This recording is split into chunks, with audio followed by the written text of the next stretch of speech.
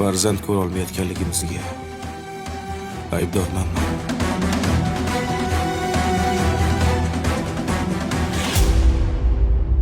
Xullas, genetik analizlarga qaraganda hamma ayb sizda. Siz hech qachon bolali bo'la olmaysiz. Nima?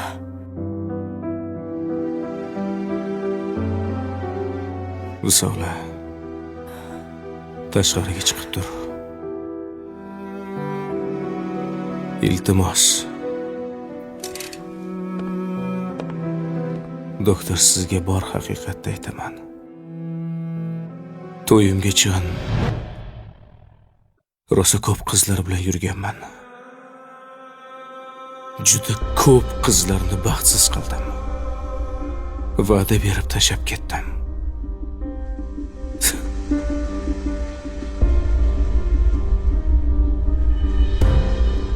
Balkim qarg'ishga qo'ygandirman.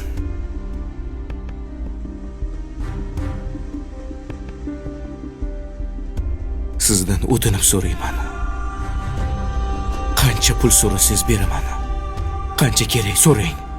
Mana bu sharmandagarchilikdan qutqaring. Doktorsiz-ku, qo'lingizdan keladi, ishonaman.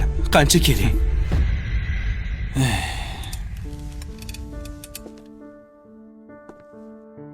Menga bunaqa takliflar ko'p bo'lgan. Lekin men yaxshi doktor bo'lishim mumkin. Xudoning ishlariga aralasha olmayman.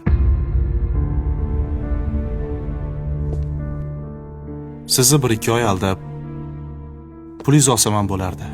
Lekin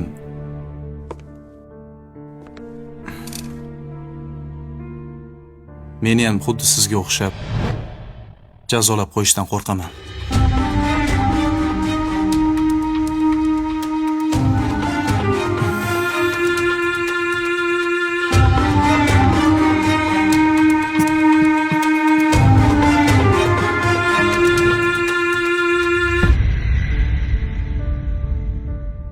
Endi hamma haqiqatni bilasan. Bundan keyin hayotimiz davom etadimi, yo'qmi, bilmayman. Buni sen hal qilasan. Endi savolimga javob ber. Men bilan yashashda davom etasanmi, yo'qmi?